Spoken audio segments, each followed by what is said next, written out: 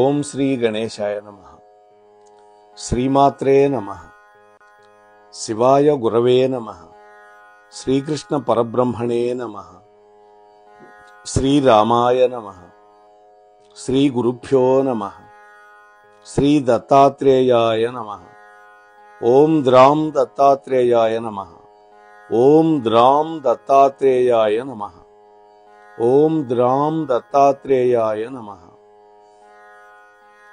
Mohanavani channel ద్వారా శ్రీ దత్త పురాణాన్ని అత్యంత భక్తి శ్రద్ధలతోటి వీక్షిస్తూ శ్రవణం చేస్తున్నటువంటి భగవద్భక్తులందరికీ కూడా నా యొక్క సాధువాదాలు.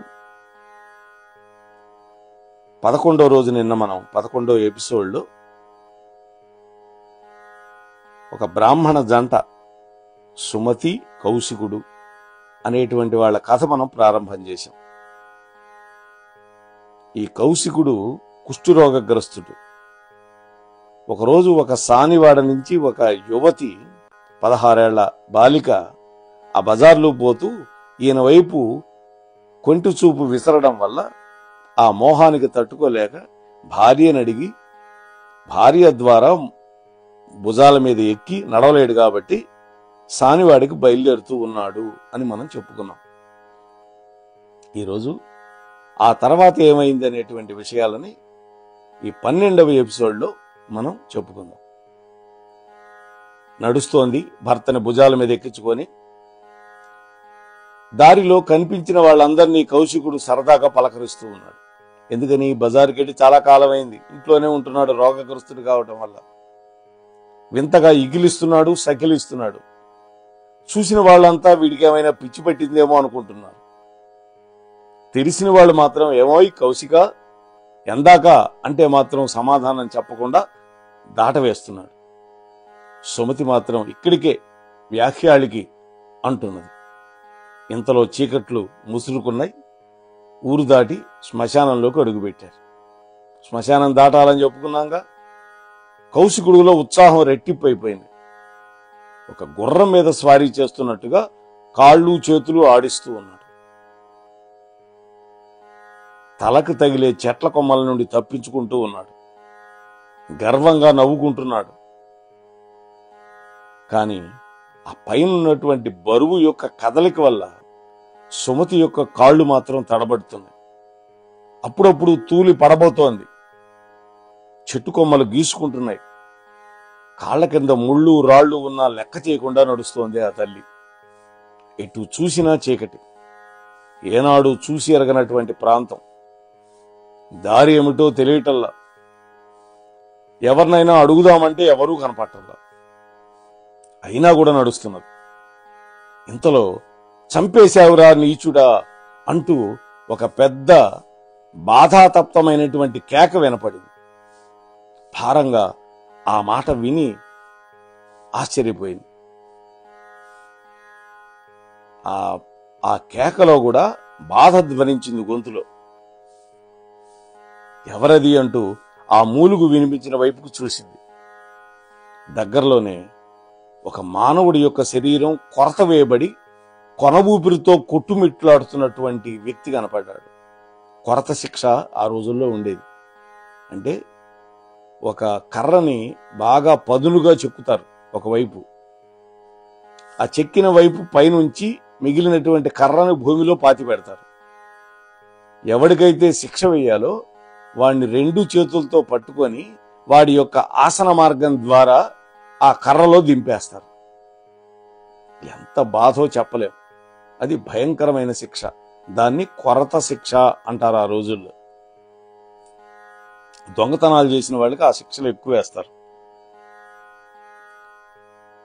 చీకట్లో ఎవరో పోల్చుకోలేకపోయింది ఆ వ్యక్తిని. కానీ అడిగింది, స్వామి ఎవరు మీరు అన్నది భయంగా.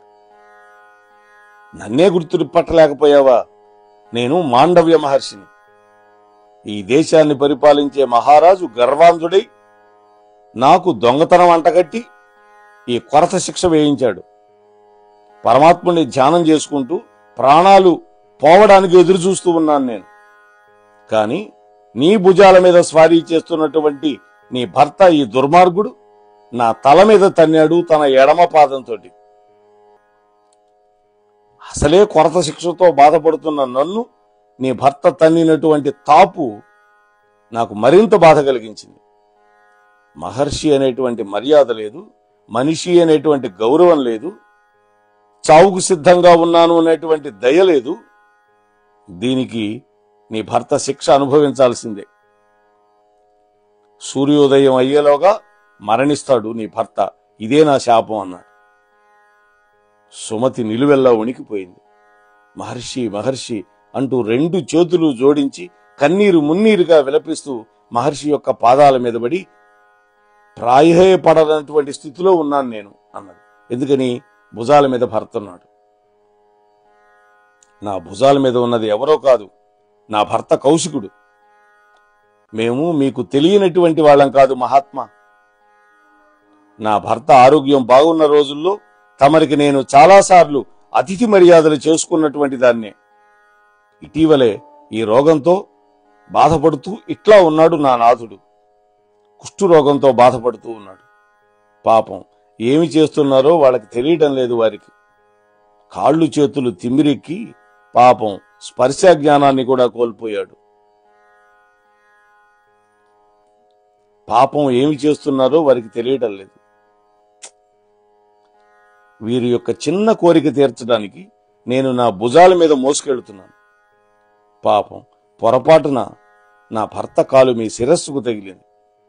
కళ్ళు కనిపించినటువంటి చీకటి కదా మహాత్మా.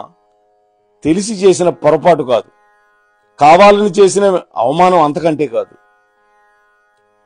మిమ్మల్ని అర్చించి ఆశీస్సులు పొందవలసినటువంటి వాళ్ళం. తెలిసి మీ వంటి మహాత్ములని అవమానిస్తామా? అవమానిస్తే మాకు ఒరిగేదేంటి? మహర్షులు అనుగ్రహిస్తే మా రోగాలు సైతం ఉపశమనం జరుగుతుంది. ఈ ఆశతో మిమ్మల్ని అర్చిస్తాం, కానీ మిమ్మల్ని అవమానిస్తామా? తెలియక జరిగినటువంటి ఈ తప్పుని క్షమించండి. నా అవస్థ చూస్తున్నారు కదా మహాత్మా. మూలిగే నక్క మీద తాటిపండు పడ్డట్టుగా ఉంది నా పరిస్థితి. వైధవ్యం భరించలేను. దయచేసి శాపాన్ని ఉపసంహరించండి. ఆరోగ్యం కుదుటపడేటట్లు ఆశీర్వదించండి. జన్మ జన్మలకి మీకు రుణపడి ఉంటాను అని పరిపరి విధాలుగా ప్రార్థించింది. మాండవ్యుడు బాధతో మూలుగుతూ ఉన్నాడు. అతడి నోటి నుండి, చెవుల నుండి, ముక్కు నుండి రక్తధారలు కారుతూ ఉన్నాయి. ఆ రక్తం అతడి భుజాల నుంచి కారుతూ నేల మీద మడుగు కట్టింది. మహర్షి, మీ పరిస్థితి చూస్తే దయనీయంగా ఉంది. నా భర్త పరిస్థితి కంటే కూడా మీ పరిస్థితి మరింత దయనీయంగా ఉంది. చివరి దశలో ఉన్నటువంటి మీకు ఎటువంటి ఉపకారం చేయలేకపోతున్నాం.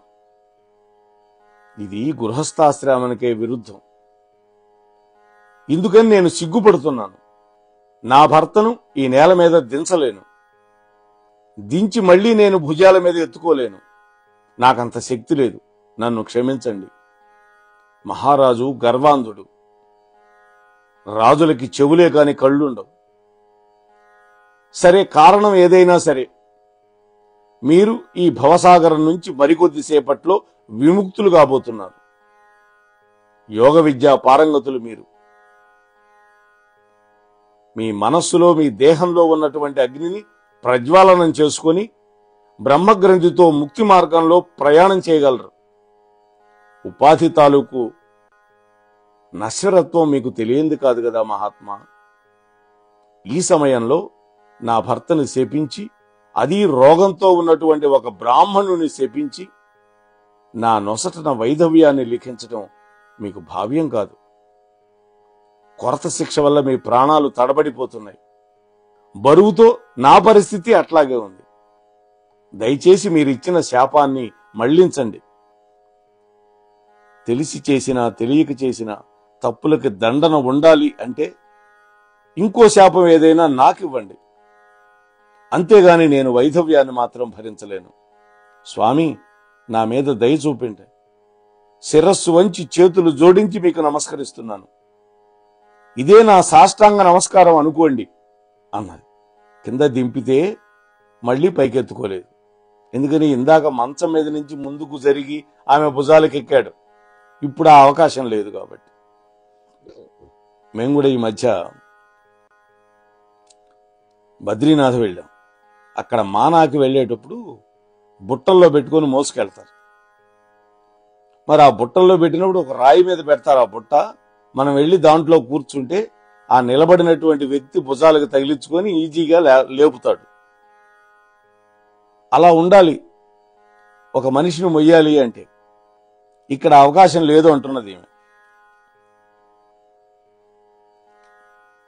అప్పుడు ఆ మహర్షి అన్నాడు, సాధ్వి, నీ పతి సేవ పరాయణత్వానికి నేను సంతోషపడుతూ ఉన్నాను. అయినా ఇచ్చినటువంటి శాపాన్ని తొలగించలేని అశక్తుణ్ణి. ఇది కూడా ఒక దైవలీలే. అందుకే నా నోటి నుండి ఈ శాపవాక్కు వచ్చింది. వెంటనే శిరస్సు వక్కలైపోవుగాక అని నేను అనలేదు కదా. సూర్యోదయం వరకు నీకు వ్యవధి ఉంది. అందువల్ల ప్రయత్నం చేయి. నీ భర్తను నువ్వు రక్షించుకోగలుగుతావు. నీ పాతివ్రత్యమే నీకు శ్రీరామ రక్ష. వెళ్ళిరా తల్లి, నీకు శుభం అవుతుంది అన్నాడు ఆ మహర్షి. అప్పుడు ఆ సుమతి, చాలు మహర్షి, చాలు. ఇంతటి గొప్ప ఆశీర్వాదం ఇచ్చారు. ఇక నాకు భయం లేదు. కానీ ఉపచారాలు చెయ్యవలసినటువంటి సమయంలో మిమ్మల్ని ఈ శ్మశానంలో ఒంటరిగా విడిచిపెట్టి వెళుతున్నాను. నన్ను మన్నించండి. మీకు ఉత్తమ గతులు కలగాలి అని నా ఇష్టదైవాన్ని ప్రార్థిస్తూ ఉన్నాను. సెలవు అంటూ బయలుదేరింది. సుమతి భారంగా ఊపిరి పీల్చింది. చుట్టూ అంతా దుర్గంధం. భర్త పాదాల నుండి చేతులతో స్పృశించింది. కళ్ళకద్దుకుంది. మళ్ళా నడక మొదలుపెట్టింది. ఇంత జరిగినా కూడా కౌశికుడు ఏమీ పట్టనట్టుగా ఉన్నాడు. పెద్ద పెట్టున విరగబడి నవ్వుతున్నాడు ఉన్మత్తుల్లాగా. ఆ కదలికలకి సుమతి కాళ్ళు తడబడిపోతున్నాయి. కంగారు పడిపోతోంది. 2 పాదాలు పట్టుకుని స్వామి, నాథా అని పిలిచింది. అప్పుడు కౌశికుడు, నడు నడు తొందరగా, ఆ సానిపాప ఇంటికి చేరేసరికి తెల్లవారేలాగా ఉంది అన్నాడు తమకాన్ని ఆపుకోలేనటువంటి కౌశికుడు. తెల్లవారితే తన భర్త తనకు ఉండడు. ఏం చెయ్యాలి? ఏముంది, ఒక్కటే దారి, సూర్యోదయాన్ని అడ్డుకోవటమే. అడ్డుకుంటే సకల సృష్టి అల్లకల్లోలమైపోతుంది. ఏమైతే నాకేంటి, నా భర్త ప్రాణమే నాకు ముఖ్యం. సుమతి త్వరగా ఒక నిశ్చయానికి వచ్చింది. వెంటనే తన పాతివ్రత్యాన్ని అడ్డుపెట్టి ఒక ప్రతిజ్ఞ చేసింది. ఈ రాత్రి తెల్లవారకుండుగాక ఓ సూర్యనారాయణ, నీకు ఇక ఉదయాస్తమయాలు లేవు అని బిగ్గరగా అన్నది. కౌశికుడు అదిరిపడ్డాడు. సుమతి, ఏమిటి ఈ శాపం? ప్రత్యక్ష దైవం సూర్యనారాయణుణ్ణి నువ్వు శపిస్తున్నావా? నా కామవాంఛని సాధించటం కోసం ఈ రాత్రిని అనంతంగా పొడిగిస్తున్నావా? సూర్యుడే ఉదయించకపోతే సృష్టి క్రమం ఆగిపోతుంది. ఆలోచించావా? ఇది మహాపాపం. సుమతి, శాపాన్ని ఉపసంహరించు అన్నాడు కౌశికుడు. నాథా, సూర్యుడు ఉదయించాడా నాకు మాంగల్యం నిలబడదు. అదేమిటి? ఎవరు చెప్పారు నేను బతికుండగా నీకు మాంగల్యం ఉండకపోవడం ఏమిటి అన్నాడు కౌశికుడు. మీరు వినలేదా? ఇందాక మాండవ్య మహర్షి శాపం పెట్టాడు, మీకు వినిపించలేదా అన్నది. చూడండి, ఏమిటి నువ్వనేది? నాకేం అర్థం కావటం లేదు. మాండవ్యుడేంటి, నన్ను శపించడం ఏంటి? ఈ శ్మశానంలోకి ఆయన ఎట్లా వచ్చాడు? నన్నెందుకు శపించాడు? మనమేం తప్పు చేశాం అంటున్నాడు. సుమతి ఆశ్చర్యపోయింది. ఏమిటి నాథ ఇట్లా మాట్లాడుతున్నారు? జరిగినటువంటి దుర్ఘటన మీకు అర్థం కాలేదా? మీరు చూశారు, మీరే కదా తన్యారు కాలుతోటి. చూడక ఏమీ తెలియనట్లు ఇలా మాట్లాడుతున్నాడేంటి అని మనసులో అనుకొని, నాథ నన్ను పరీక్షిస్తున్నారా లేకపోతే ఎగతాళి చేస్తున్నారా? కొరత శిక్ష వేయబడినటువంటి మాండవ్యుడి యొక్క శిరస్సుకి మీ కాలు తగిలింది. ఆయన మండిపడుతూ మిమ్మల్ని శపించాడు. సూర్యోదయం అయితే నా మాంగల్యం నిలబడదు. ఇది జరిగి 2 క్షణాలు కూడా కాలేదు, ఏమీ ఎరగనట్లు అడుగుతున్నారు నన్ను. ఈ వేళాకోళం దేనికి మీకు అని అన్నది. సుమతి, నిజంగానే నాకు తెలియదు. ఏం జరిగిందో చెప్పు. ఇంటి దగ్గర బయలుదేరడం, శ్మశానంలో నడుస్తూ ఉండటం ఇంతవరకే నాకు తెలుసు. ఆ పైన ఏం జరిగిందో కొంచెం కూడా నాకు తెలియదు. నిజం చెబుతున్నాను. మాండవుడి యొక్క శిరస్సుకు నాకాలు తగలటం ఏంటి? అంతటి ఘోర పాపం నేను చేస్తానా? ఒకవేళ చేసి ఉంటే క్షమించమని ఆ మహర్షి పాదాలు పట్టుకుని వేడుకునేవాణ్ణి కదా. ఆహా, ప్రాణాలు విడిచిపెట్టేస్తాను గాని పాపం చేసి ప్రాయశ్చిత్తం చేసుకోకుండా ఉంటానా? ఏ జన్మలో ఏ పాపం చేశాను? ఈ భయంకరమైనటువంటి కుష్ఠరోగాన్ని అనుభవిస్తూ ఉన్నాను. తెలిసి ఇంకా పాపాలు చేస్తానా? అసలు ఏం జరిగిందో సరిగ్గా చెప్పు అన్నాడు. సుమతి నివ్వెరపోయింది. క్షణకాలం భూమి గుండ్రంగా గిరగరా తిరిగినట్టు అనిపించింది. ఏమిటిది? తన కళ్ళ ఎదుటే ఈ సంఘటన జరిగితే నా భర్తకి తెలియలేదు. ఇది మరొక దైవలీల. నిజమే, తెలిసి ఉంటే అంతసేపు నోరు మూసుకొని కూర్చుంటాడా? కనీసం క్షమించండి స్వామి అని అయినా సరే అడిగి ఉండేవాడు కదా అనుకొని మనస్సులో జరిగిందంతా వివరించింది భర్తకి. కౌశికుడు సిగ్గుపడ్డాడు, భయపడ్డాడు. సుమతి, వేశ్యలేదు గీస్యలేదు, వెంటనే వెనక్కు తిరుగు, వెళ్ళిపోదాం. ఆ మాండవుడి యొక్క కొరత దగ్గరకు తీసుకువెళ్ళు నన్ను. ఆ మాండవుడు ఇంకా బ్రతికి ఉంటే క్షమించమని ఆయన పాదాలు పట్టుకొని వేడుకుంటాను. మరణానికి భయపడి మాత్రం కాదు, అధర్మానికి నేను సిగ్గుపడుతున్నాను. ఇంతకీ నా కామవాంఛ ఇన్ని దురవస్థలు తెచ్చిపెట్టింది. నిన్ను అవస్థల పాలు చేసింది. నేను అవస్థ పడుతున్నాను. నేను పాపం మూటకట్టుకున్నాను, శాపాన్ని కొని తెచ్చుకున్నాను. ఇంక నేను జీవించేది మరికొన్ని ఘడియలు మాత్రమే. అందుకనే క్షణం వృధా చేయొద్దు. తొందరగా మాండవ్యుడికి క్షమాపణ చెప్పి ఇల్లు చేరుకుందాం. హరినామ స్మరణంతో నా చివరి ఘడియలు గడుపుతాను. పద పద అని తొందర పెట్టాడు. వెంటనే సుమతి వెనక్కు మళ్ళింది. పిచ్చి ఆవేశమేదో ఆమెను కూడా ఆవరించింది. త్వరగా నడిచింది. పరిచయం లేని ప్రదేశం అది. అందులో భయంకర చీకటి, దుర్గంధం. శ్మశానంలోంచి దుర్గంధం వస్తుంది, శవాలు కాలినట్టు వాసనలు. లోపల ఆందోళన, దారి తప్పిపోయింది. ఎంత తిరిగినా ఎడు తిరిగినా మాండవుడు కొరత వేసిన ప్రదేశం కనపడలా. నాథ, ఈ శ్మశానంలో మాండవుడి యొక్క శరీరం ఎక్కడుందో కనపట్టలేదు. దారి తప్పిపోయినాం. మన ఊరిలో ప్రవేశించే దారిలోనే మనం ఉన్నాం. సుమతి, నీవు ఏనాడైనా గుమ్మం దాటి ఎరిగవా? ఎంత హింసిస్తున్నాను. పోనీలే, ఇంటికి వెళదాం పద. మాండవ్యుడు ఇచ్చిన శాపానికి తిరుగుండదు. కాలయాపన చేయకుండా పద పద అన్నాడు. సుమతి ఇంటికి చేరుకుంది. ఇంటి ముంగిట ఉన్నటువంటి మంచం మీద భర్తను దింపింది. తాను పెరట్లోకి వెళ్లి బావి దగ్గర నీళ్లతో కాళ్ళు చేతులు కడుక్కొని తడి చేతులతో భర్త కాళ్ళు చేతులు ముఖం తుడిచింది. అప్పటికీ కౌశికుడు ధ్యానంలోకి వెళ్ళిపోయాడిక. భర్త దగ్గర ఆమె పద్మాసనం వేసుకుని కూర్చుంది. బిగించినటువంటి పిడికిలిలాగా కూర్చుంది ఆ తల్లి. ఉపదేశం పొందినటువంటి మంత్రాన్ని ప్రాణాయామ పూర్వకంగా అనుసంధానం చేసుకుంటూ ఉన్నది. సూర్యరథం తూర్పు కొండకి అవతల భాగంలో ఆగిపోయింది. నేను శాపం పెట్టిందిగా. సారథి అనూరుడు కొరడా ఝుళిపిస్తున్నాడు. గుర్రాలు కదలటల్లా. తోక నిక్కించి చెవులు రిక్కించి దిక్కులు పిక్కటిల్లేలాగా గుర్రాలు సకిలించినాయి. సకల శక్తులు కూడగట్టుకుని 7 గుర్రాలు ఒక్కసారిగా ఆ రథాన్ని లాగడానికి ప్రయత్నం చేసినాయి. అయినా అంగుళం కూడా కదల్లా. నోట్లో నుంచి నొరగలు వస్తున్నాయి. సూర్యుడు, రథాన్ని తోలవయ్యా నూరా, ఏమిటి ఆపావు అంటున్నాడు. సారథి అనూరుడు అన్నాడు, గుర్రాలన్నీ అదిలిస్తున్నాను మహాత్మా, కానీ గుర్రాలు కదలటం లేదు. రథం కదలటం లేదు, బల్లకు అతికించినటువంటి బొమ్మల్లాగా ఈ కొండ ఏటవాలు ప్రదేశంలో మీ యొక్క రథం స్తంభించిపోయింది. ఈ వైపరీత్యం ఏమిటో నాకు అర్థం కావట్లేదు మహాత్మా అన్నాడు. మందేహులు అని రాక్షసులు ఉంటారు. బహుశా వాళ్ళు సూర్యరథాన్ని చుట్టుముట్టారేమో అనిపించింది.